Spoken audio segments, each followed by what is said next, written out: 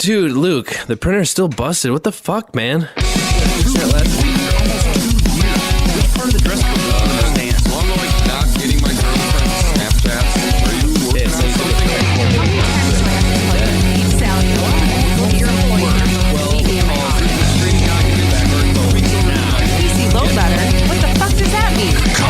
How's it going, everybody? Welcome to episode 34 of the Topless Robot podcast. My name is Ryan. We are Brooks. I am Tyler. And there is no Dan. Dan is no more. Little did you know, Dan was actually a fever dream concocted by your collective consciousness. Your hatred, Which is why we're acknowledging his existence. Yes.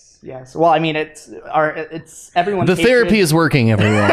Everyone's hatred in just a single person. Like everyone who's watched this, it just manifested itself. I don't know if it's hatred, but I think it's more just malcontent. Malcontent, yeah, I guess that's the correct word. I'm not a psychologist. Disappointment. I'm not sure. Regardless of what it was, he was not actually a real person, and just a construct of all of our collective. I mean, we could have Disappointment with existence. we could have lied and said that he was celebrating Mother's Day with his mom, but we could have.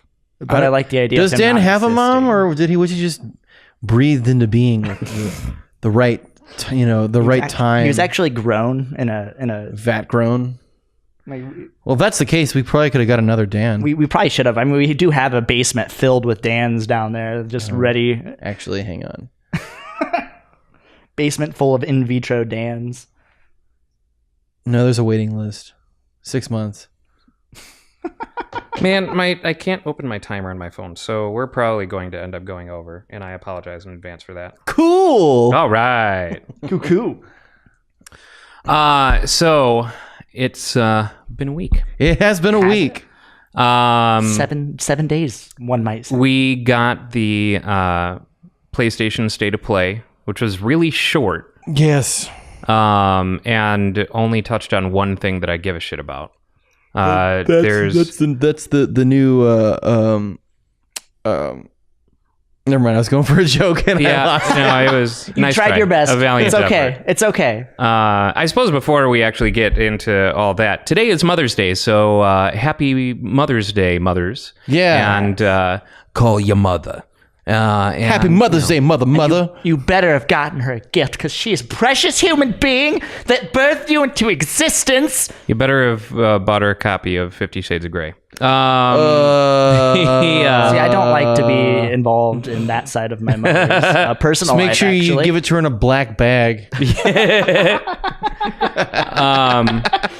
So anyway, PlayStation State of Play, they touched on the upcoming expansion for Monster Hunter World, which is going to excite some people, but I'm not big on Monster. Like, I have Monster Hunter World, and I've given it a try, but See, I people don't keep get saying too Monster into it. Hunter, but I keep thinking about Monster Rancher from back in the day. Monster Rancher! Oh my god! The one where you could put different discs into your PlayStation and get different monsters out of it. Yeah. I love Monster Rancher. And that terrible cartoon.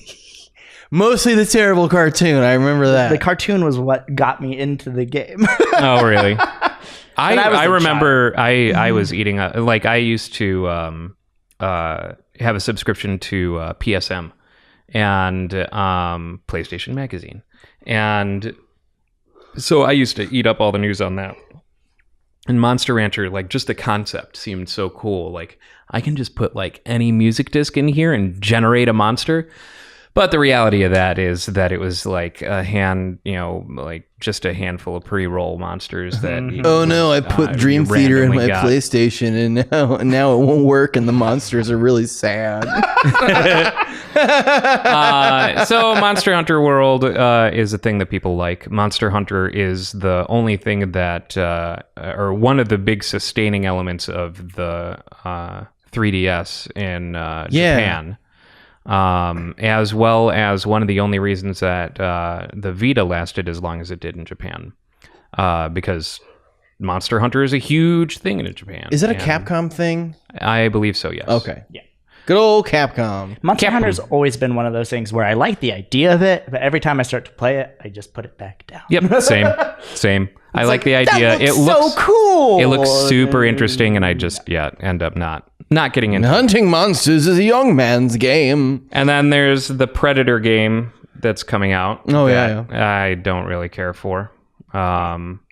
Predator, the staple of edgy 13-year-olds for 20, 30 years. I mean, I love Predator. I just don't think that it needs that game.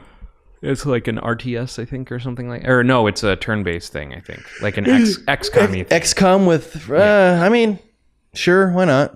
You know.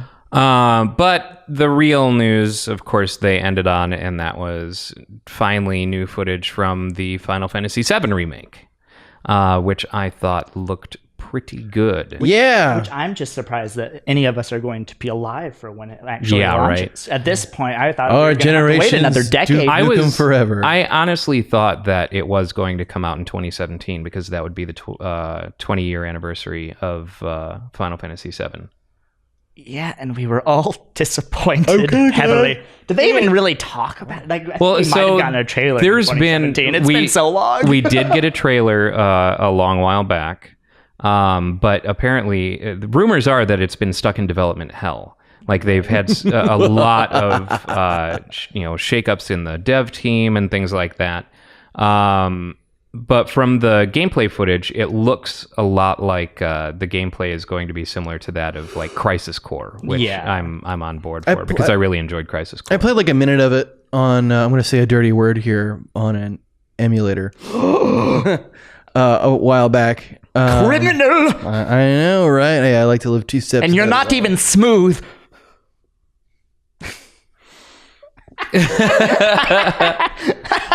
Brooks is rubbing his arm at the microphone. In case you were wondering what that sultry sound was.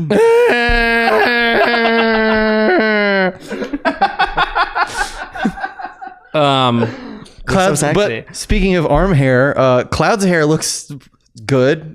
What a great segue. It all looks really good, which of course it's going to look good. I was worried that it was going to look like everyone's favorite boy band simulator. The last, what was that? Final Fantasy 15.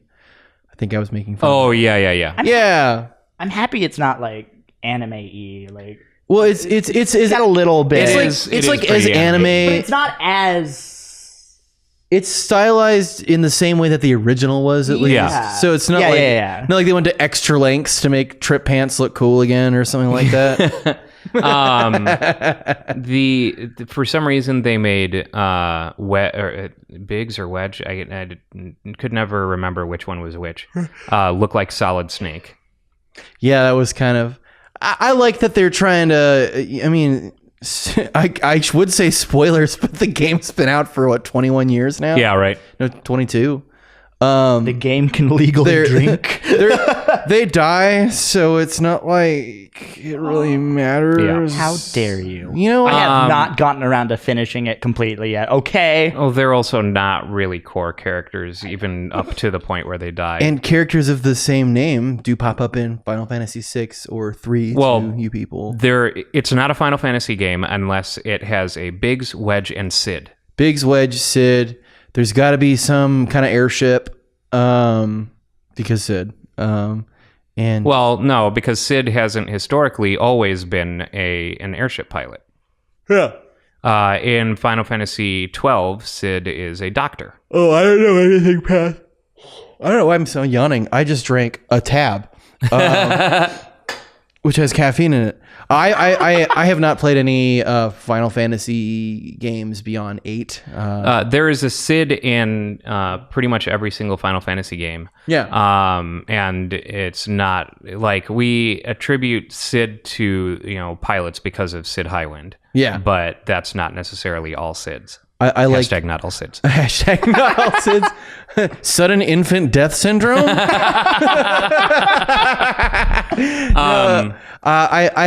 I think of Sid, the 7 Sid is not the first one I think of because I played that a little later. I just think of the same character model they used for a couple of games, the old guy with the beard, and the goggles. I'm just like, oh hey, it's Sid. Yeah. Sudden infant death syndrome. Oh hey, it's Sid's. Sid's airplane. Oh my god. It'll be interesting to have the characters voiced this time around. Yeah. I kind of like the quality of it. Like, obviously, I don't have as much of a personal connection to the old game, so some of it's good, some of it's bad. I think Ares sounds freaking awesome. I think it's probably placeholder dialogue at this point because there's no way that they're far along enough in the game. I mean, I could have gotten. I guess you're right. Yeah. Like most likely, this was rendered off for the teaser.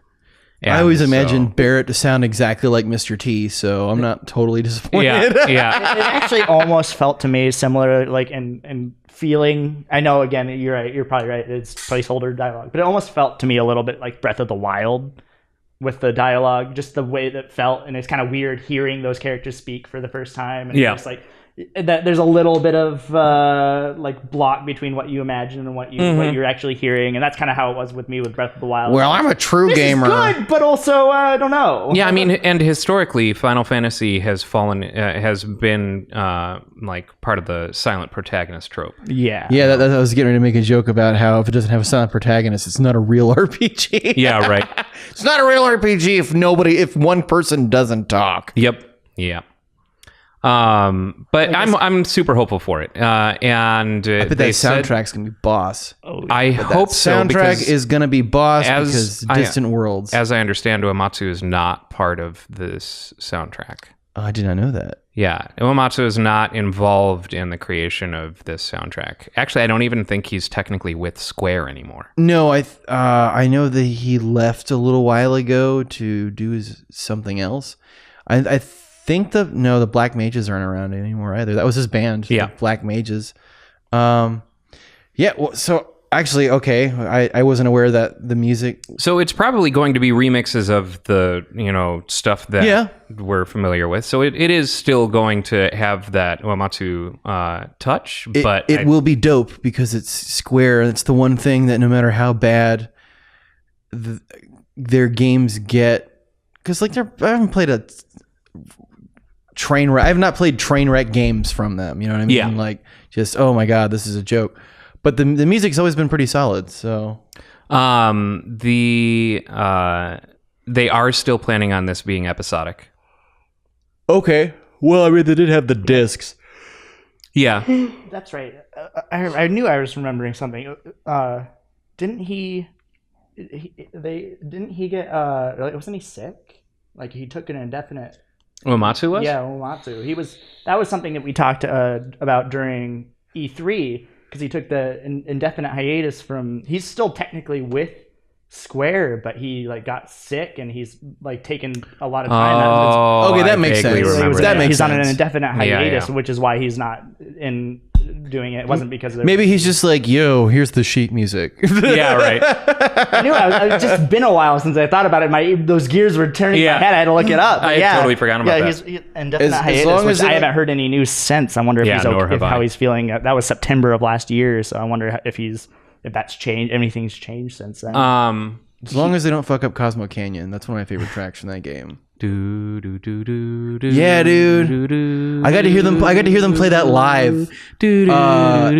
Before that album came out that had it on there. I got to hear them play it live and like recorded it off my phone and then just made that a track for a while until the studio release came because I had to have it. So the reason that I ended up on IRC when I was a kid was because I was hunting for the Final Fantasy VII soundtrack. And long ago, I had found like a GeoCities website that had all the MP3s like hosted, and that's what got me into MP3s in the first place. Like because everything else that I could find was MIDIs. Yeah, and so I actually found MP3s of the Final Fantasy VII soundtrack. Video game music is what got me into MP3s too. I was OC Remix is what did it for me. And then to seal the deal, and I still use this website today because sometimes some video game soundtracks just don't have an official release, is Kingdom Hearts Insider. Okay. And they have libraries and libraries and libraries of just about any game that you can think of, even if the sound, like, because I'll play like some weird old game and be like, oh, that's a grooving tune. Yeah. And I'll just have to go in there and find it. So, I later on, like probably a couple of years after I found that website, I was looking for those MP3s again, and I found them on Usenet, and that took me to Final Fantasy channel on NewNet on IRC, and that I've been idling on NewNet since then, since I was 16. So I've been idling in the same IRC channels for 20 years. Damn. You are old. You're 87. You do look good for 87. I gotta admit. I mean, is it? Do you? Is this? I mean, this is obviously not. Well, natural, it's the but blood of 10,000 psychics a day that keeps Ryan looking so fresh. So yeah, like I was saying, the Final Fantasy VII Remake is still going to be episodic. They're going to split it up, which I think would be a smart approach for RPGs in general nowadays, because most people like don't have the time to sit down and play for 90 hours. You know, like play a 90-hour game. Yeah. But if they split it into bite-sized story chunks, then it fits a lot better with what the play style is these days. You know, I'm sure one of the reasons that the Switch does as well as it does is you can just put it down whenever. All those games are able to like suspend, and then you can come back to them, you know, like, and it's all very elegant in the way that it does that. And actually, it seems like all power management these days, since like Xbox and PlayStation are never truly off, they suspend the game, you know. So like that has really changed the way that people play games. There's no longer wait, let me get to the save point. You know, that doesn't exist anymore because you can just suspend the system and and also autosave. I mean, yeah, well, autosave is a thing, sure, but autosave isn't in everything. So like autosave is still not traditionally in JRPGs. You still have to search for save points. That's true. But yeah, like I think that episodic format will suit the genre really well. And the story is the story has enough stuff going on, so where it kind of, there are like natural breaks in the game as well. It's like, okay, here's a bunch of story action stuff you have to do, and then here's a period of like wander around and find this thing, right? And so you could break that up pretty easily. As essentially, you know, each episode has like its own arc, yeah. You know, and you get to the end of that arc, and then it's time for episode 2, and you can dive straight into episode 2 if you want. But has there been any like word on pricing and how long each episode's going to be? Because that's the one thing. The idea sounds great, but I do kind of wonder how that's going to come down the pipe. Like, just like is it going to, like, are they going to be full-fledged? Like, are we going to be paying 20 to 30 per episode? I'm not sure. Or are we going to they'll probably have a season pass thing. Yeah, I would expect so. It's going to be like something like a Telltale game. Yeah. Okay. Or like Life is Strange. Life is Strange was episodic. They'd give you the first episode for free, and then you just go for and then you buy a season pass. Essentially, I doubt that they'll be giving us the first episode of Final Fantasy VII for free. Well, they probably will. So, they said in the trailer more in June, which, if I'm not mistaken, corresponds roughly with E3. Mm-hmm. Sony's not going to be doing E3, but they are going to be doing their own thing. Yeah. So that is releasing really the PlayStation Dingus. So that's probably where they're going to announce the PlayStation 5. And since Final Fantasy VII Remake, more in June, I think what we're going to learn is that Final Fantasy VII is going to be a launch title for the PlayStation 5. They'll probably just give it to you if you buy a PlayStation 5. Exactly. So episode 1 will come for free with the PlayStation 5, and then you buy the season pass. Which is honestly a great incentive for us old fuckers that like Final Fantasy VII. Well, it's going to be a system seller, period. It's a system seller. Because there's no everyone and their question. mom is going to do something on YouTube about, you know, all right, I got to give this a try, you know? And it's like, and honestly, like, I did not play the game as a child, but I played it as an adult, and anything that's Final Fantasy VII specific related that comes out, I'm looking at with a greater amount of scrutiny than like, okay, here's another Sonic game, or here's another Mega Man title, just because it's like, it's a big deal. Yeah. My mom had this had the T-shirt that you got from pre-ordering the game. Oh wow! That it was my uncle's, and she just borrowed the shirt one time, and she would wear it around when I was a kid, and I was just like, "Who's that guy? Like, who's that guy in the back of my mom's shirt?" You know. And then when I got into it, and I was like, I saw how much that shirt was worth online. I was like, "Where's that shirt?" And she's like, "Oh, I threw that away." And I'm like, "Wow, we could have made so much money." Could have literally made That hundreds. stupid shirt. Something that I would like to see come of this is I'd like to see, since they're going to be releasing this in an episodic format, I'd like to see some bonus episodes or something like that come out that tell the Crisis Core story. That would be honestly that sounds like a thing that they'd probably do, even if it comes out after the main thing. So they finish and do the normal Final Fantasy VII remake episodes, but then they've already got the game engine built. They've already got all that stuff. Now we could have both of these stories in the same production value, same format and everything like that. And you can play through the main Final Fantasy VII storyline and then have Zack's story and play through Zack's story. Which that would be awesome. excellent. That would be most excellent. And honestly, like if this, and I'm only saying if as kind of because it isn't out yet, but if this succeeds, because I imagine that it's either going to do really, really well or it's going to suck and we'll never hear about it again. But if it succeeds, I hope that they will take that formula and maybe try it on some other properties they already have. I hope that they go the route of Capcom with regard to this sort of thing, where it's like I'll have them fight DC characters. No, but like what they're doing with the Resident Evil series, with Resident Evil 2 and Nemesis and stuff like that.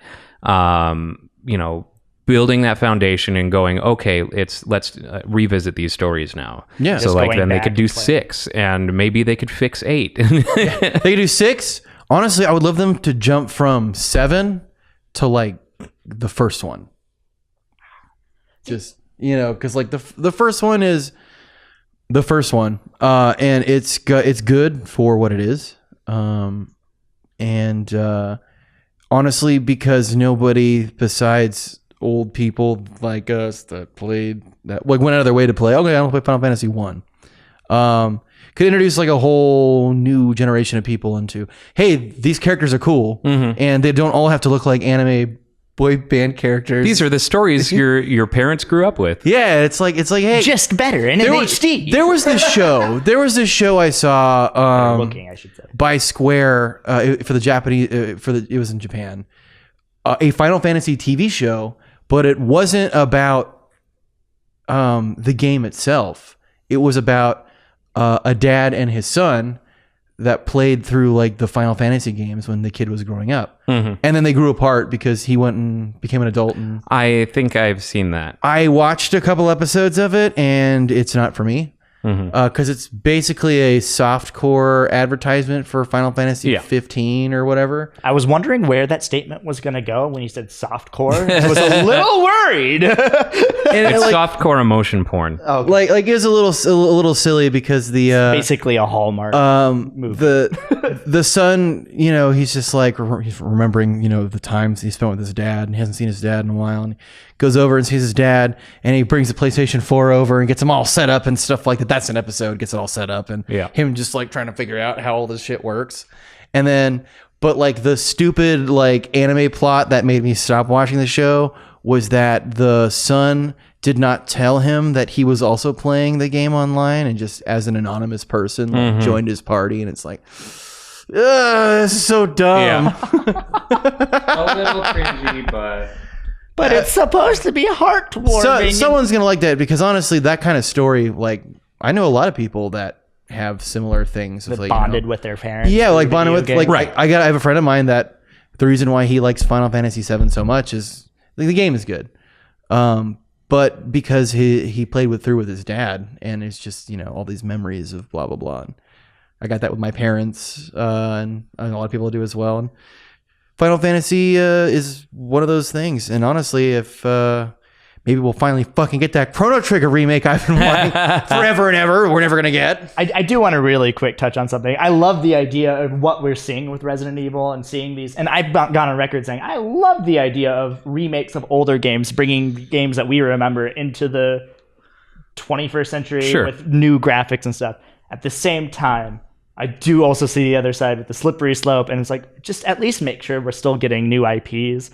Don't fall into that trap of just making these old games over and over and over again. It's not an either or, it's a both. Yeah, that's what I mean. And I want it to be both, but I feel like lately it has been a little bit. Well, you got to look at it from a company by company perspective. Square, for example, Nier Automata, like they have done a handful of original. They've got a couple new IPs coming out. They've actually been very, very good about investing in new titles, which I'm happy with. Capcom's been Capcom's always had a decent balance of like, hey, here's old stuff that we got, like Mega Man and Devil May Cry and blah, blah, blah. But we're trying this new stuff out too.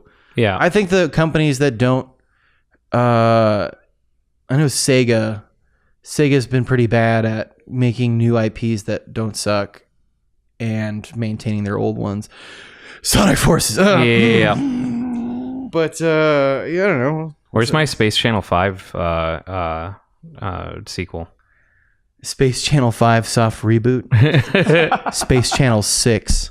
And the prequel, Space Channel 4. Space Channel 2021. Space Channel Jam. Space Station 13. God. Where's Dan? Where's Dan? We need a witticism. Just everyone's just hate each other, hate themselves a little bit. We can manifest him up right here next to us. I finally learned how to light that fucking cigarette. See, that's the problem. We've, finally all got, taken care of our mental health, and so Dan disappears. We're in a good spot. Wait, is this what growing up Don't is? worry. Dan will be back when my medication needs refilling.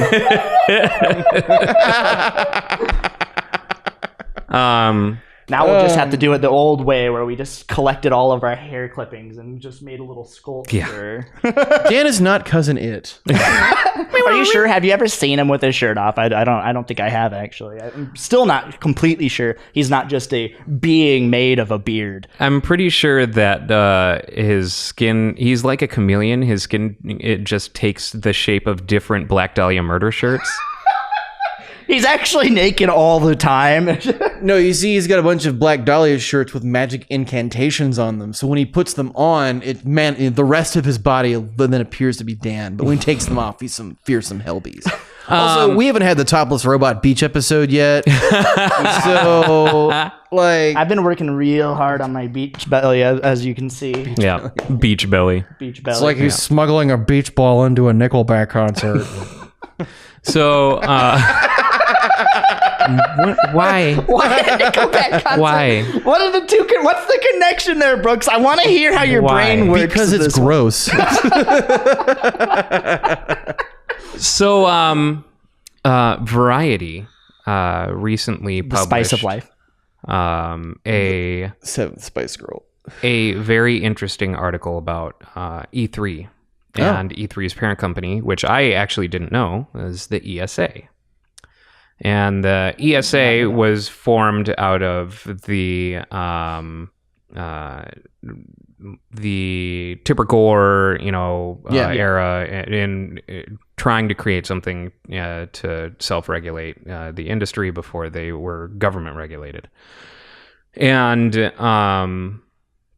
so the ESRB has been good. So creation of the ESA, which was not always called the ESA. E3 is the trade show that the ESA runs. Right.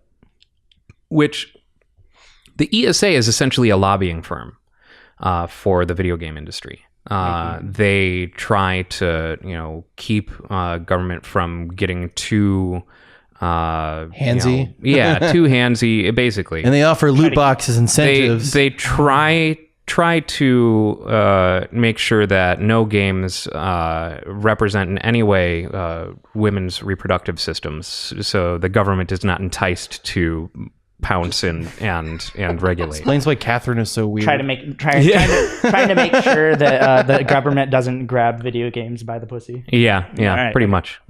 Got it. And so it turns out that E3 has really been in a state of implosion. And the ESA specifically has been kind of in a state of implosion. Specifically, the person, I think he was the CEO or president. I read the article, but not a ton of it is sticking with me. I was actually very surprised to learn that the president of the ESA was a Trump supporter. Boo! and was trying to. So historically, they were kind of hands off on a lot of things during the Obama era and weren't getting too terribly involved with a lot of things, whereas he was trying to pressure the company to take stances that supported Trump policies since Trump became president. He would have, Trump propaganda up in his office and things like that. Fantastic. A real video game bad guy. But he was also applauded Bet he wears a for white the suit. progress that he made during his tenure as president. He recently stepped down, or CEO, or whatever the fuck he was. Head honcho. And received awards, but he would also say things like, if after 3 years your employees are not experiencing burnout, you're not working them hard enough. Oh. Evil. And He this definitely wears a white suit and spends a lot of time at his desk looking out a window. and tigers. This was not something that he kept in. This was his ethos. This was his public ethos. So he is no longer head. I think they've got an interim head. I'm not really sure. He resigned in January because I think even his contract was up or something. But we were kind of getting to a head on the controversies, and specifically there was favoritism towards a specific employee or something like that. I can't even remember. But E3 as a trade show has kind of been dying off as well. You see Sony not having a presence at E3. Yeah, Who do we 'cause have? year. Who do we even have at E3 this year? Because Nintendo's not been there for a while. Right. Mad Catz went out of business. I mean, we'll all be But sad so about that. Sony- Little brothers across the world. Breathe a collective sigh of relief. So Sony was Well, now one they of the can't play it. biggest contributors to E3. Yeah. I mean, And- theirs was the centerpiece of last year. Like last year, the Sony, Well, it was a weird centerpiece. it was a weird but centerpiece, but it was a centerpiece. And E3 makes up 46% of the ESA's total income. Yeah. So like in 2016, I think their revenue was 34 million, if I remember correctly. So, because this article had like their business tax of that, returns yeah. and all Yeah. kinds of stuff. There was the same company that runs PAX and some Comic-Con stuff, and offered to buy E3 and run it, and apparently that didn't happen. But if E3 is going to survive, it needs to be stripped away from the ESA. Yeah, well, I mean, like it's- what without, because like I know Nintendo is doing their own thing now too, right? Yeah. Yeah, Nintendo. I mean, Nintendo basically does their Treehouse stuff now. Yeah, they which- do their They're direct. not even on which is the floor. awesome. I love that. Do we need E3 anymore? I don't think so. That's Yeah. the thing. It's just like But if we need E3, then we need it in a way that we have things like the other electronics expo, CES. Yeah. That kind of thing, where it's E3 was not open to the public for a long time, then open to the public, and then made itself not open to the public again, and then it's open again. and then it's open again. They open it to the public when they need money. They need to not have it be an open to the public thing. It needs to be an industry trade show, like most trade shows are. It's not a convention. They need to stop treating it like it's not a a con. convention. We've got plenty of cons. Yeah, we don't need weirdos and weirdos in costumes running around putting their grubby hands all over all this video game stuff. They have other places where they can put their grubby hands all over video game stuff. But I mean, Sony does their own thing. They do the PlayStation Experience. Yeah. They do, like all these companies have ways of creating unique and fun opportunities for a strong fan base in these shows that are focused at the fans. E3 I mean, a great example of it was, when we recorded that E3 thing for Bethesda's thing, where put a link they up had, there? yeah, We're talking about the Diablo Right there, thing. right no, there. the Andrew WK thing. Oh yeah. Where they had Andrew WK perform, and they were largely performing to industry people, though there were some fans in there, and no one knew how to react to that. It was like three the people. least energetic Andrew WK show I've ever seen in my entire life. It was probably my favorite moment, just watching people just like every 10 or so person was like, yeah. Everyone else is like, what the hell is We going are not on? programmed to have fun. We are businessmen. So the future of Suit E3 does not is let me have unknown. enough mobility to. This Variety article just tells of a lot of internal struggle and a lot of really, kind of nightmarish things, and why they've been, bleeding employees and Keep it a trade shit show, like that. guys. At the end of the day, like, this stuff doesn't really surprise me because it's been a long time coming. Yeah. Like every year we've lost a major, one of the big three. We're down to Microsoft is the only one who's going to have a major showing at E3, and major might be generous. Hey, look, we got a guy in the Halo costume. Microsoft, Ubisoft, but Ubisoft doesn't even do a major thing, does it? Do they? Or they do their own thing, right? It's Kinda? Ubisoft. Yeah, Ubisoft. dork. You said Ubisoft. It's Ubisoft. Oops. Because it stands for ubiquitous. Fine. Yeah, dummy. Regardless, thank you for correcting. I was making a point. Well, like, Thanks, Ryan. also, like, we don't need E3 like we used to because The internet. we have these. It's Yeah. like it was cool. I loved reading about it in magazines. Yep. It's like, oh yeah, well, our E3 blah blah. All these things came out, and it was cool because there's this like air of mystery, and it's like, what is that? Well, it's You know? become like way too much of a performance. Yeah. I Um, just want some awkward nerds in a room with chairs and someone from Nintendo being just show me like, what's going on. here's a Game Boy. Show me what's going on, and save those big theatrical portrayals for your presence at PAX. Yeah. Or at RTX or wherever whatever con that pick your con and have a presence at it. Or you know what? Instead of spending millions of dollars on an E3, big E3 thing, there are cons across this country, fucking every goddamn weekend. You can find a con in some state. Have a presence at all of these small cons, and you will reach your audience and make a very special connection with your audience, significantly better at that level than at something as inaccessible as E3. Yeah, and you run it like a tour. Yeah. You run it like a tour. Be like, yeah, Nintendo. I'm just using Nintendo as an example for all these, but like the Nintendo's 2019 summer tour, and here's all the stops we're making. That would be and they get actually like really And they I kind would of go did to that. that. They have done that sort of thing independent of conventions before. Yeah. Like PlayStation's got their own little tour bus that has like a big setup and everything. And, yeah. PlayStation had a presence at Warp Tour one year when I went. Yeah, that's right. But like, do more of that. Get in touch with some of these. You all right there? Don't die. Just old and remembering the past.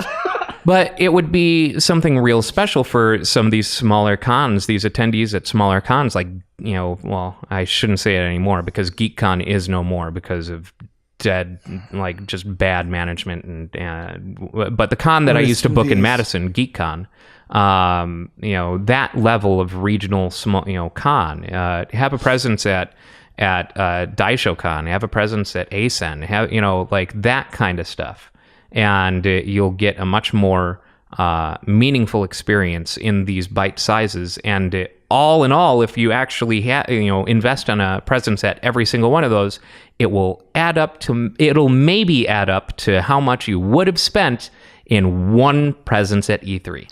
And it'll be a thing that everyone can go to. Yep. Like, cause like the trouble with going to a con or like even E3 or something like that, it's like, well, for regular people that don't have the kind of money to drop on that, it's like an experience To get into like that, combined with traveling and and lodging, fare and stuff like that, it's going to cost you a lot of money. So not everyone gets to go, and it's going to open up that kind of experience to you know, some kid out there is going to be like, oh man, you know, like my older brother took me to this thing, you know, and this huge bus rolled up and there's a bunch of like PlayStation stuff on it. Yeah.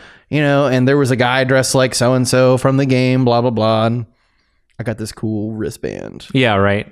Give little swag bag with lanyards, wristbands, cheap headphones, Yeah. water bottles, you know, That'd be so cool. Steam Yeah. keys. and like have a little mini tournament in each city you hit, or you know, Yeah. something like that. But you know that type of engagement would be really cool. Or you know what? Depending on who you want to reach out to, or what game you're promoting, what your big release is going to be, do a barcade tour. There are barcades. There are so many barcades in the country at this point. I love it. We've reached a real critical mass of that type of establishment. Who knew Fucking- alcohol and video games mix? What? Well, gamers grow up and are able to drink. Then What? they yeah. Gamers drink up. Oh god. But set up your bus in the parking lot or something, or Yeah, like that's tight.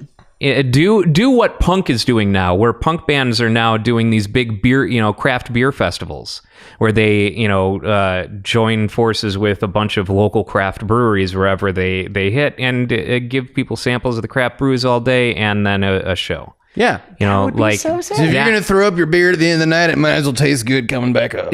these are all like areas that instead of spending millions on one single trade show, reach all of your audience on a more direct personal level. Yeah. Which would be amazing. But you know what? Unfortunately, big corporate gaming is becoming a thing, and it just is billions of dollars. Yeah, I don't. The thing then corporate. There's always the summit. There's the one big event of the year that you have to go to, and that's.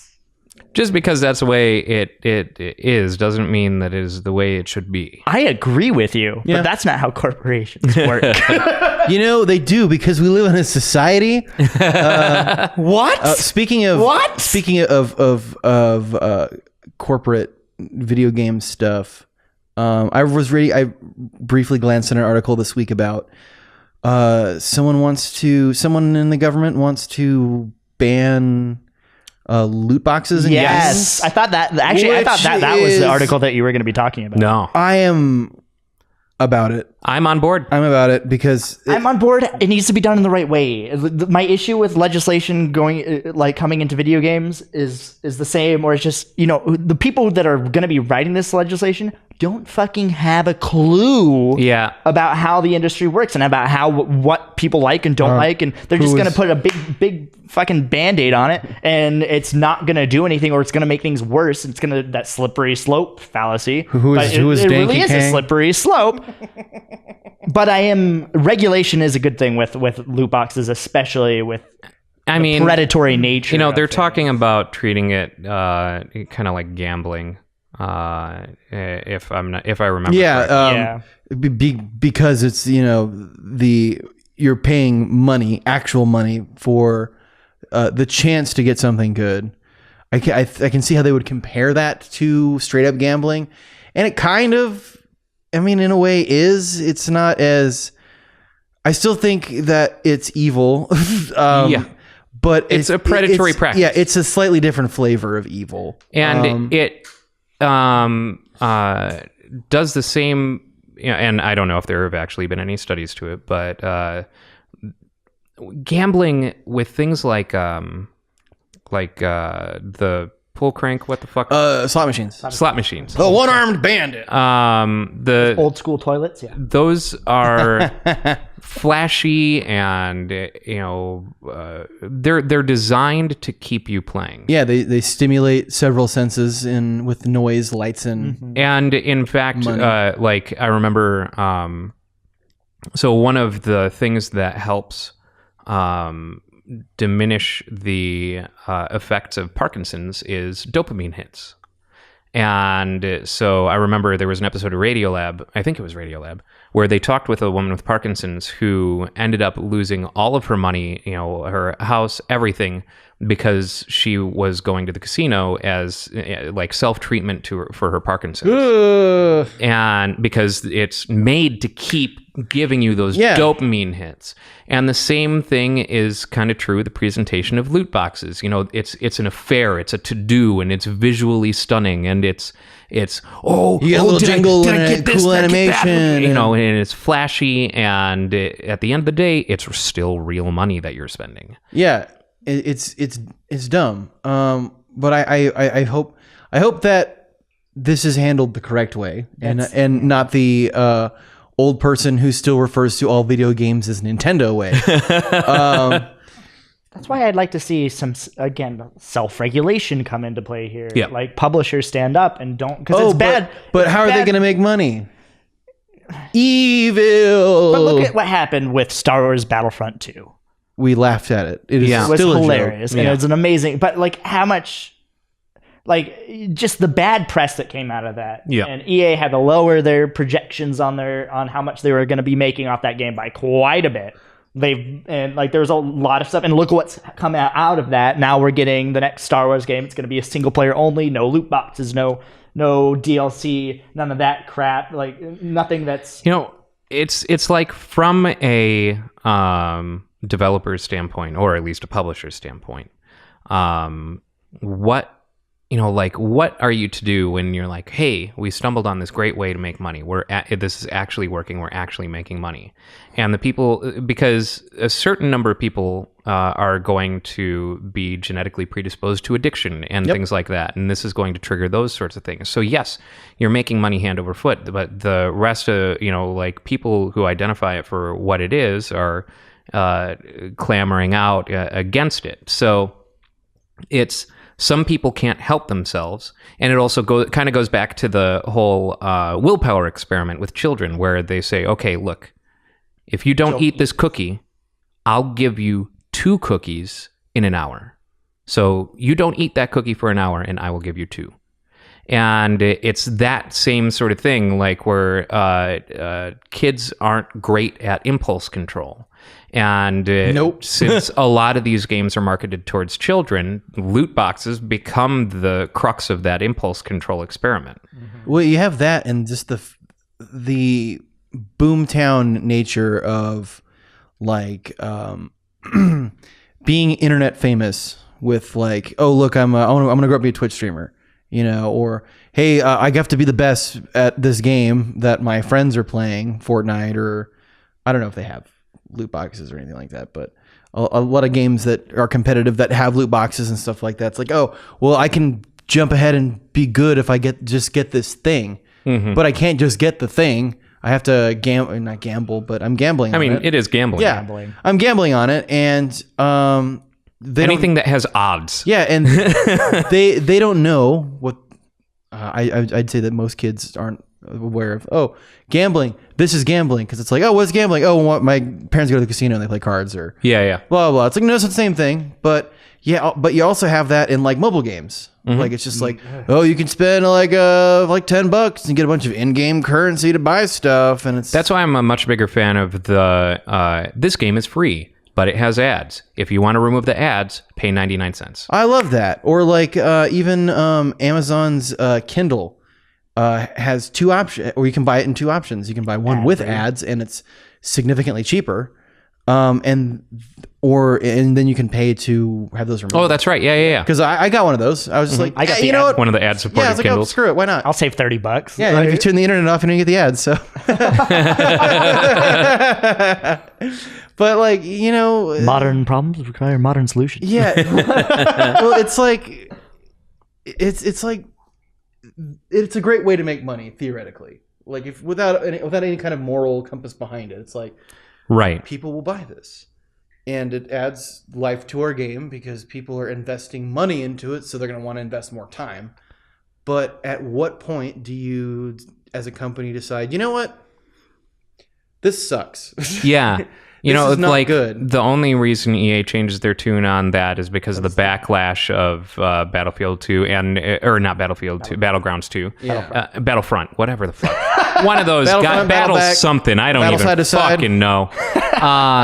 But it was specifically it wasn't even because Battlefront 2's loot box system followed the same as Battlefront 1 or not Battlefront, whatever the fuck. You know, like what they've done in the past. It was because it was so egregious. Like they had specifically really reached and crossed the fucking line with regard to how they were implementing because loot boxes. it and things like legitimately that.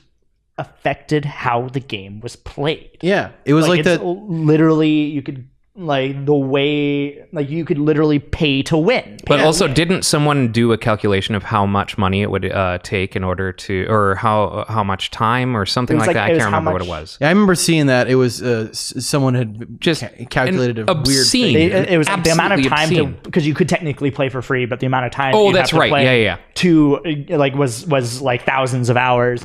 And then, or you just pay for it, and like that was like it was hundreds and hundreds of dollars to be able to get everything in game, and it's just like, it was like that something like that. That sausage festival I went to. Remember I told you guys about that? That really disappointing. are you sure you want to put that on dog. Topless Robot No, about the sausage fest? This is like the cleanest thing I've said. That like hot dog festival thing I went to that I ended up walking out of because it sucked because it's advertised, you know. Hey, we got a bunch of food trucks. Wait, hold on really quick. The hot dog festival sucked. Anyway, continue. You know, some people are just born to hate. Some people are more than the best. Yeah, I deserved that one. But the way it was advertised, I was like, oh, okay, so I buy a ticket, you know, and I get in and there's just going to be like, you know, little sample bits of food and stuff like that. I show up with my ticket in hand and yeah, that gets you in. Oh, okay, cool. So like, where's the food? Oh, you got to pay for it. Yeah. And it was just, why am I here? This is pointless. I do not have the time. I don't have the time to farm for hot dog bits. Like, you know, I'm going to go home now. And They didn't even give you like tickets, like to, no, like free. no. I got my ticket in. You have to buy tickets to get to the food. And You have even to buy then- tickets to buy the food. That's great. Yeah, it's all like in-game currency, and there are too many games that run their business like a shitty food truck festival, and like you know, The best allegory for right? Yeah, like I would have gladly paid, you know, a bit more to get in if it was, you know, if all that stuff was included. Like Yeah. I don't have a problem because I know what I'm getting. It's very clearly labeled. It's, you know, here's the game, food, hot dog truck festival. You need to write. You need to Here's write. everything that comes with it, and we might surprise you with some cool stuff coming out or whatever. But you might have to buy DLC, which I get buying DLC. You know, instead of hey, here, okay, you can have fun walking around this little courtyard, smelling the food. Oh, we have a pun contest. They had a pun contest. Great. I left. Yeah. I didn't want the easy win, you know. Yeah. So I Very don't weird. Sorry, guys. to bring it back, I don't know how I feel about government legislation being involved in that because, as you said, they're not necessarily going to be the most well informed on the topic. And I read an article about it, and they put it the right way. They're just putting that on their docket to get votes. It's cheap votes. Like, Oh yeah. it's a big, you know. Well, whoever this is, I want my kid to blah blah blah, you know, or yeah. And but the industry has to address this. yeah, do. it's dumb. Very much agree. It's a predatory process, and it needs to be addressed. And it's significantly more rampant on mobile. And because mobile games aren't ESRB rated for the most part, most popular, like you think that fucking the dude who made Flappy Bird is part of the consortium of video game devs and is part of that. No, some of course nerd. not. He's just some dude Yeah. who made a game and threw it on an app store. So like I feel like if Andrew the way Craig. that the mobile regulation would have to happen is Google would have to step in and say, and regulate the way that that loot box sort of thing would, work, and Apple would have to do the same. That unfortunately, it's not going to happen because they're getting their cuts. Because they're making a lot of money. Yeah, they're making money on every clone of any kind of game you ever had. But realistically, someone who's not financially invested in these successes should be the one making the guidelines that the industry has to follow. But then since it's not a government body governing this, it's not a government body restricting this, what can the repercussions be? Negative reviews. Yeah, I mean, that's already. You get 3 stars instead of 5. At least people like Google and Apple are in the position to delist if it goes against these predetermined guidelines, and things like that. But they won't because they have financial ties to it. There's no actual repercussions that can be dangled as a deterrent to these practices. Yeah, that's true. Yeah, it is a Gordian knot of how do we do this without doing too much or not doing enough. Mm-hmm. And making sure that we're aware and that we write the regulations with room to move. Yeah, because you can't write a regulation or law or anything like that to be unmoldable from there, because you can't foresee the direction that things are going to go. Someone will find a way around it because that's what people do too. Yeah. And that's not necessarily a bad thing. That's just, hey, we can do this. So now we've got something new that we have to address. Yeah. And I think at the very least that folks can do, especially if, you're a parent. I don't know if there's any parents that listen to this, but if you're like a parent, Hi, Mom! and you, I'll be home soon. You are concerned about all this stuff in the news about video games, like the loot box thing and blah blah blah. To like sit down and like talk to your kids and be like, "Yo, I like that you like this thing, but let's talk about why this could be bad for you and why I want you to know that I care about you enough to not let you spend, $50 a week on getting a imaginary box full of fake items." Yep. Oh, that was weird. I think there's something in my chimney. It's Dan. Yeah, right. That would be amazing. Filthy hobo. I almost said Spider-Man. Filthy hobo Santa Claus. So, what have you guys been playing this week? I decided to punish myself, and I got Ninja Gaiden on my 3DS, the Virtual Console, and I breezed through the first 2 levels, and I'm like, oh yeah, and then third one, I was like, ooh. Yep. Not as much practice on those later levels, huh? Nope. But thank goodness. It comes right back to you on those first few, Yeah.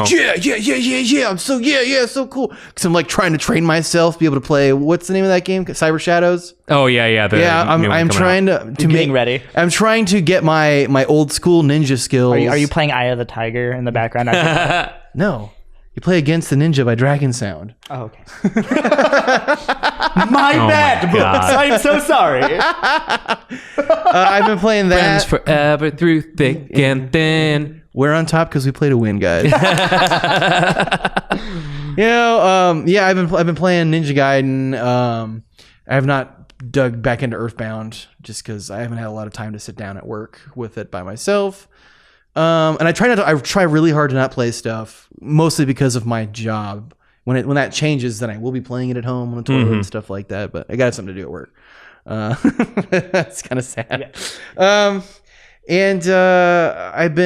I had fooled around with getting MAME running well on my laptop again, so I can play the arcade stuff that I can't get around, like the Ninja Kids. You ever play the Ninja Kids? No. It was Taito's answer to the TMNT arcade game. Oh, really? And so instead of turtles, you are marionettes. Okay. Which is how you dodge sensors. Sure. So you're one of 4 marionette ninjas that are defeating a Satanist cult, resurrecting a puppet Satan.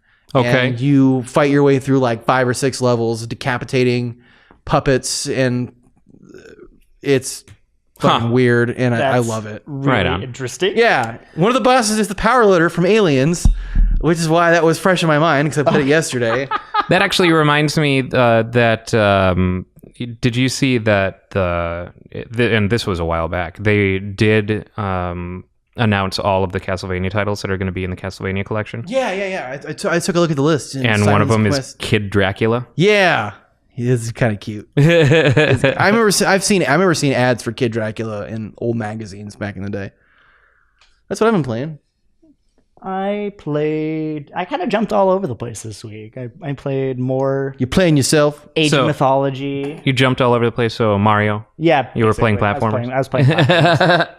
I actually did as far from jumping as I did. No. I played Ori. I played more Ori. I'm still playing. Oh, Ori it's through so that. good. It's so good. I fucking love that game. It's so beautiful. Yeah. It's a just great fun. Metroidvania. It's fun. Yeah. It's fun.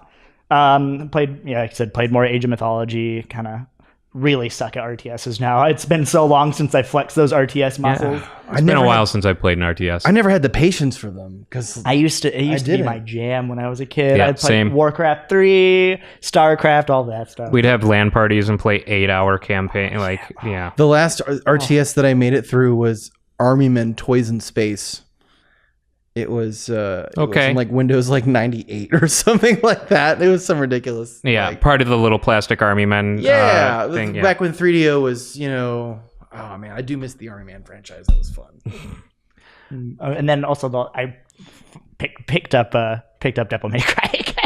Yeah. Well, you must. I have Yeah. to. I'm getting better at it. I'm starting to get double S's. I feel like every time I get a double S, I'm like, take that, Dan. Tase me now, bro. I still feel great. bad that we haven't released any Get Good. I should probably make that happen. We should probably actually, Just we've put only it been out. talking about tasing each other forever. I feel like, is that how we're like keeping people on, like, that's our Duke Nukem? Next week. Next week. If you want to get my dollar, you got to be quicker than that. No, you So- got it that time. You got to be quicker than that.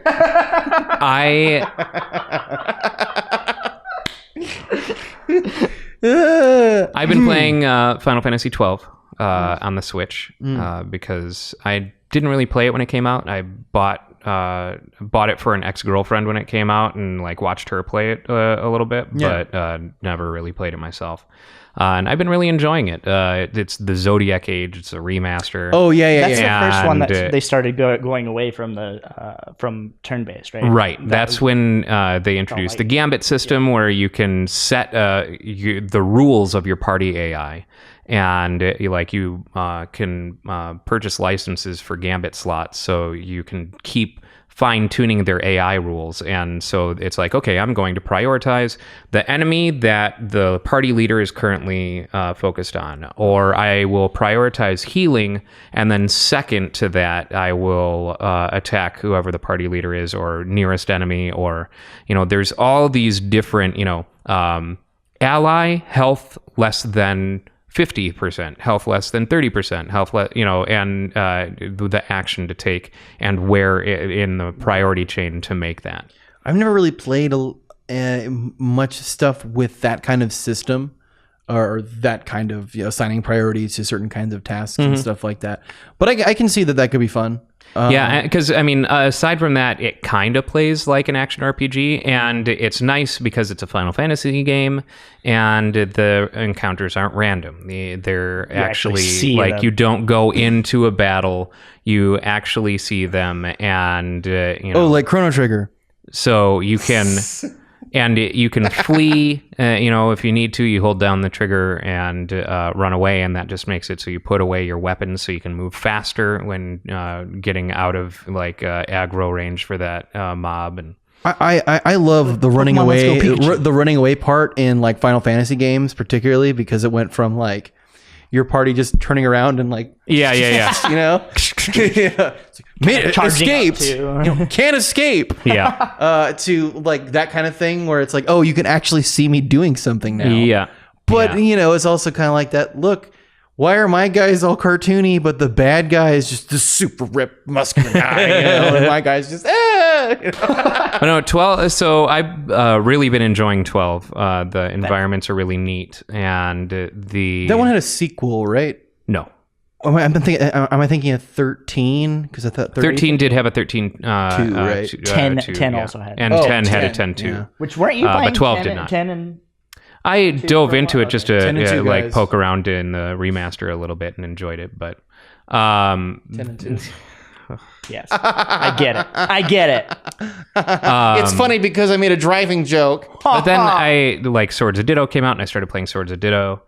Which, by the way, Swords of Ditto is another Devolver Digital title. Yeah, I talked about it a little bit last week, but I didn't mention. I thought it was, but I didn't want to say it with certainty because I Yeah. wasn't certain. It is a Devolver Digital. I've been title. meaning to get that game. I just Basically, every time I Adventure go to Time in a game. every time I go to buy a game, I always forget about it because there's like I have like this short list of Yeah. like newish stuff. I still want to get Hotline Gorilla yeah. because like I do too. Ape Out looks great. yeah. Ape Escape. To give a real quick idea of why Swords of Ditto is awesome. Uh-oh. Because Hiccup. your sword could turn into many different types of Pokemon. No, I mean, You can't get the eyes right though. you are the sword, Or the basically. You're playing as the sword. And That's what. so my first couple of dudes, I died, and then I played as this robot dude, and basically every time you die, 100 years passes. Oh no way. And so and you come back as the next sword carrier, and Does it So- change your name to like the second, the third? no, Oh, nothing like that. I just love They it add when more- games do You're that. just universally known in the game as the sword. Okay. So with my little robot guy, I got, a bunch of really cool stuff, really cool toys, and got some modifiers on them, and like everything was really nice. And I actually defeated Mormo's anchors, and every time you level it, so Mormo's the big bad. Every time you level, it shows you Mormo in the bottom right corner and what her level is. And so, for that first run through, Mormo was level 6, so my goal was to hit level 6 so I could face Mormo. But she also has these 2 anchors, as well as there are toy dungeons. So there's dungeons strewn about all through this world. All of them give you, like stickers or whatever. The toy dungeons give you toys that are going to be instrumental in getting through other dungeons. And the anchor dungeons, you get to the end, fight a boss, and then you destroy the anchor, which is a source of Mormo's power. So she'll be weaker once you finally get to go and face her. Is it a roguelike? So, kind of, Kinda I sounds think. roguelike, yes. So when I hit Mormo's level, my little dung beetle companion, who is like he's the dude who advises you on the way as this ghost dung beetle. Hey, listen. Yeah.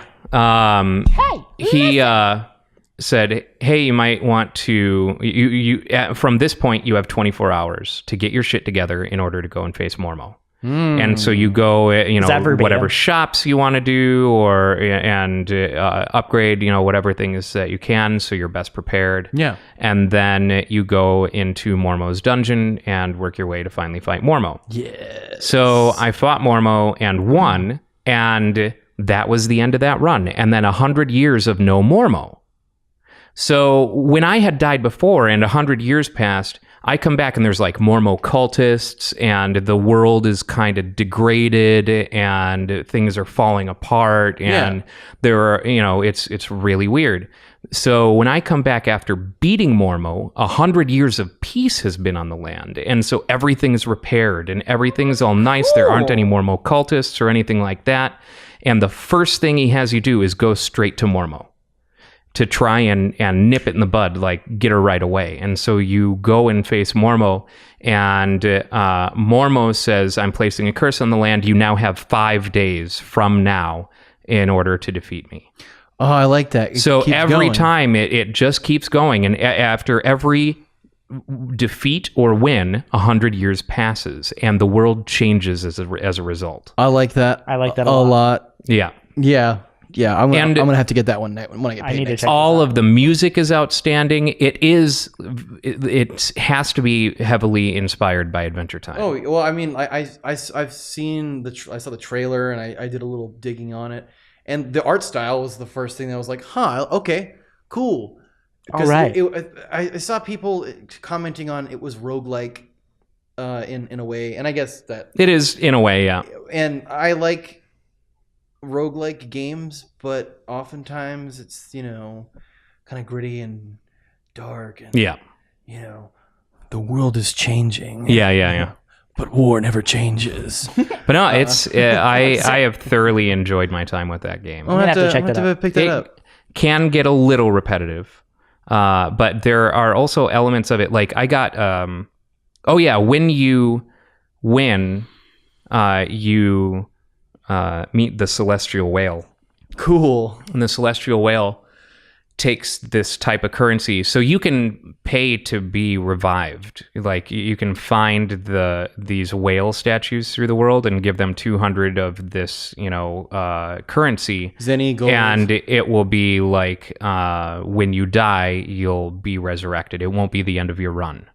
Or you can pray for time, like in the case where I've got 5 days, I can pray for an extra day and pay money for that. That's cool. It kind of sounds like Half Minute Hero a little bit. Yeah, a little bit. Oh, and then when you get to the end, when you win, you meet the celestial whale, and he says you have this much of this specific currency, because there are several currencies in the world that are used for several different things. You have this much of this specific currency. Choose the items that you want to pay to keep on the next run. Oh, I like that because you can choose how you want to play it. Like, Yeah. And the sword keeps its level, so the sword keeps its progress from run to run. Oh, okay. But So the if you things die, you like don't toy weapons and stickers and things like that, those I can't remember if stickers go with you or not, but those don't automatically come with you to the next run.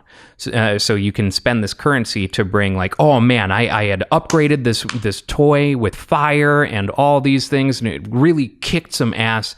I want to have that on my next run. If you've got the currency for it, you can do that. Cool. Nice.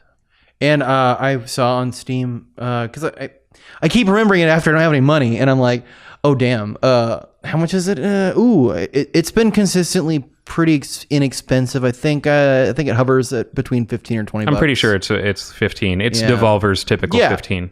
I love that Devolver's video games are affordable Yeah. and fun.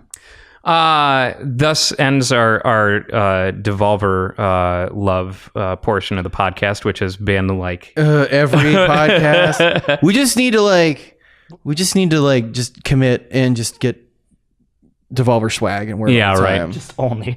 but we have come to the end of the podcast. Curses! Do either of you have rants and or raves? I have a little mini rant. Go for it. So I watched incredibly. I always get the name of the freaking documentary wrong. Incredibly Evil, Shockingly. Yeah. Bio- The Ted Bundy. Ted Bundy It's not a documentary, but Sorry, the Murder Thirst Trap. the biopic. Yeah, biopic.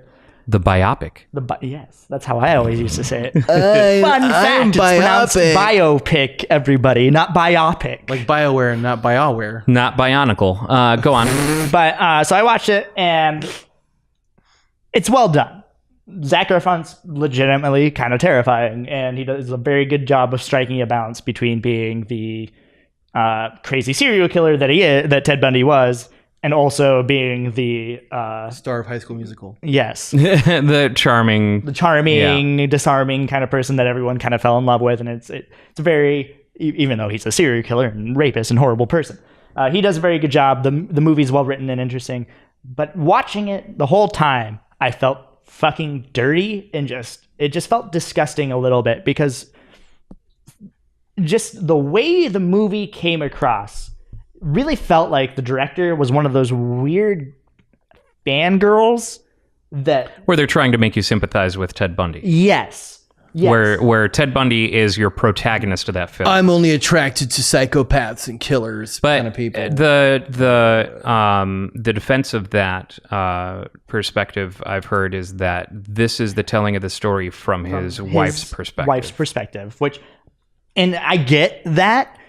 So you're supposed to feel the conflict that she had in that this is the man she fell in love with, and that's something that I picked up on. And like, if you read it that way, it's a little better, but it's still just, it kind of brought me too. Like, I was just thinking about it, and I was just like, this fetishization of serial killers, and it's like it almost makes me feel like, okay, was that a good idea?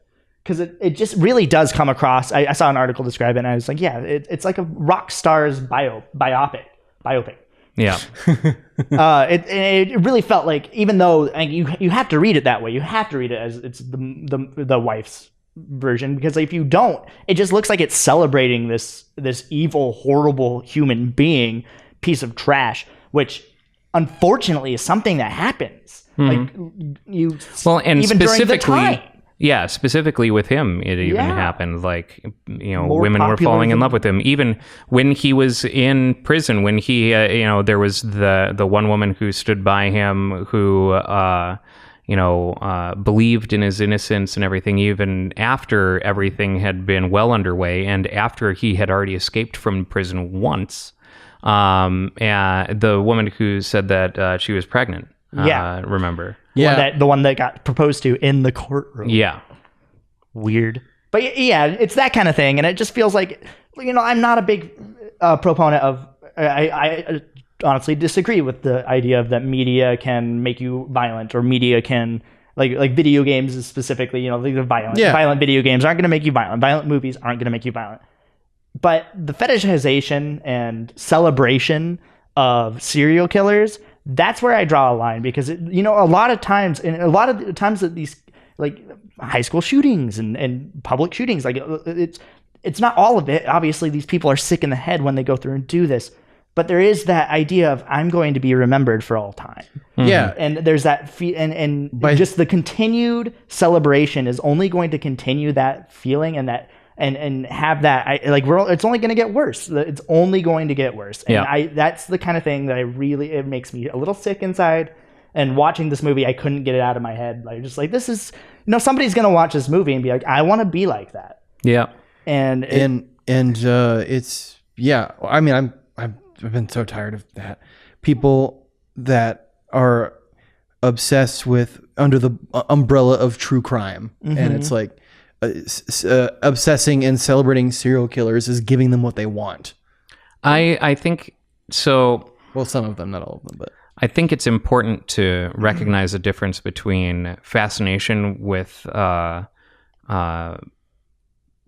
things that happened and true crime. Fascination with true crime is not romanticizing or fetishizing serial killers or anything like that. That can be a part of it, but it's important to understand. It's important not to lose scope of what this person did or that person did, or things like that. Like, I listened to My Favorite Murder. I think that's a good one. That these stories are all very fascinating, and it blows my mind that half of this shit happened. So I think that it's healthy to hear those stories and be informed of those stories, because you can even take some lessons, from those stories moving forward.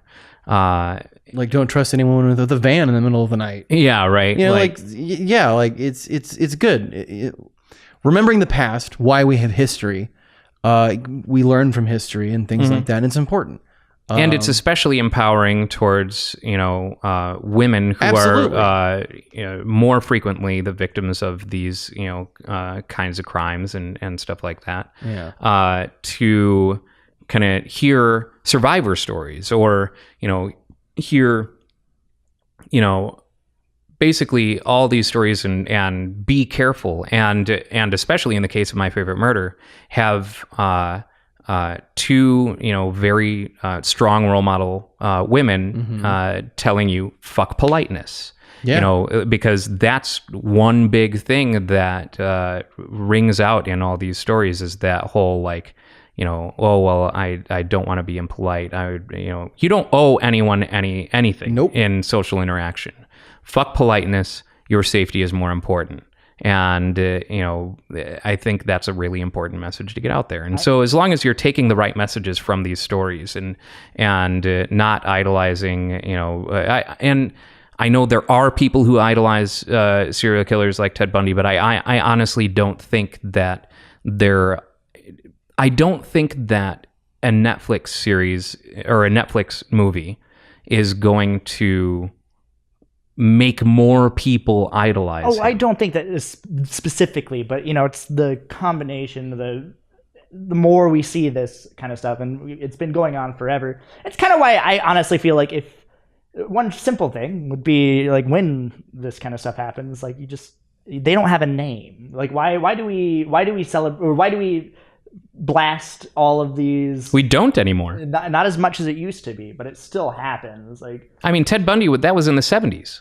Yeah. But I'm more going like, I mean, serial killers are different. I'm talking about like mass murderers now. Where it's like, But we don't. The New Zealand killer doesn't never got his name. Like the mosque or the synagogue killer in New Zealand. Yeah, his name didn't get released by New Zealand struck from the record. I love by it. New Zealand media outlets. That should be exactly how it always is. Yeah, like the Boston bomber, I forget his name now because honestly I don't. But his name was thrown all over the place. Yep.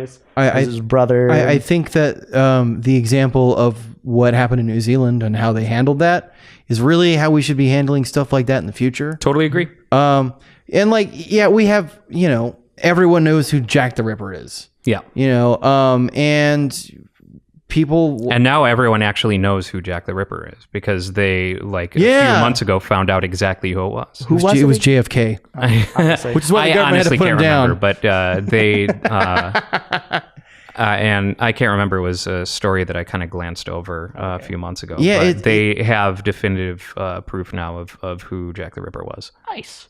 And, like that. A couple hundred years too late. Putting an emphasis on the bad thing that's happened and here are the people that were hurt, I think should always come before, and this person. What was his background? Because a couple weeks ago, didn't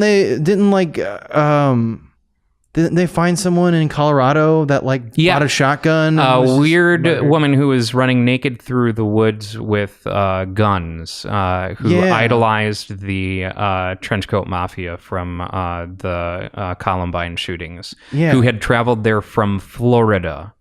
And then this week there was a shooting at a school in Colorado. Yeah. In Littleton, again, I think. And they were influenced by those stories, and it's like, again, I don't think that there's a to B definite connection, but it's just the point of view and how you deliver the message with these things I think is very important. And like you said, information for information's sake, there is a fascination factor. I've been known to go on Wikipedia deep dives reading about all the different serial killers, and I'm guilty of it too. It's fascinating. It's interesting. There is something to be said about morbid curiosity for sure. But I'm with you fellas. Yes. Yeah. Yeah. But yeah, that's my rant. It was to me, so sorry about that. Yeah, we could probably do an entire podcast talking about those types of things. I feel like that'd be good too. That'd be cool. Do you have a rant and or rave, Brooks? I do not at all. I don't either. So with that, I'm going to remind everyone that this episode has been brought to you by Humble Bundle. Go to toplessrobot.com/humble and sign up for the Humble Monthly, which is super worth it at $12. Or they are just starting their spring sale as well. So they've got a bunch of publisher sales. For example, right now you can get all of this, the Blood Omen, the Legacy of Kain and Soul Reaver, every game in that series for $5. I almost forgot about those. 3 is on sale for $8, and I almost bought it on the way over here. So go buy some stuff and save some money. And so, head to toplessrobot.com/humble. That puts our little partner code in the URL, and then shop to your heart's content. And we are also brought to you by Ripped Apparel. Yeah, Thank you. The proud purveyors of pop culture mashup tees and the like, head on over to toplessrobot.com/ripped. That's toplessrobot.com/RIPT. Ryan, with the money that you save for buying games through the Humble Bundle, you could spend that extra cash at Ripped Apparel. You really could. Anyway, also buy something for your mother, you cheap bastards. Well, it'll be tomorrow. It'll be Monday, true. So you're gonna be too late. But Mother's Day cards are on clearance. So with the money you saved, You could have bought your mom a nice bouquet. Of games. Or just a card with a picture of Tyler that says, "Dear Mom, at least I'm not Tyler." It's the gift that keeps on giving. And with that, we'll see you next week. Bye-bye. Bye-bye. I'm taking off today at 3.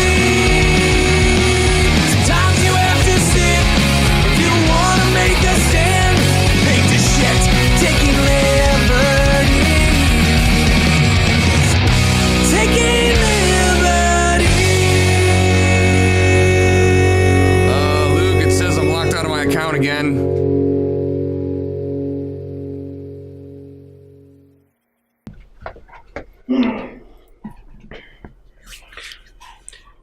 Hey guys, if you liked the video, you should Line! Subscribe! subscribe.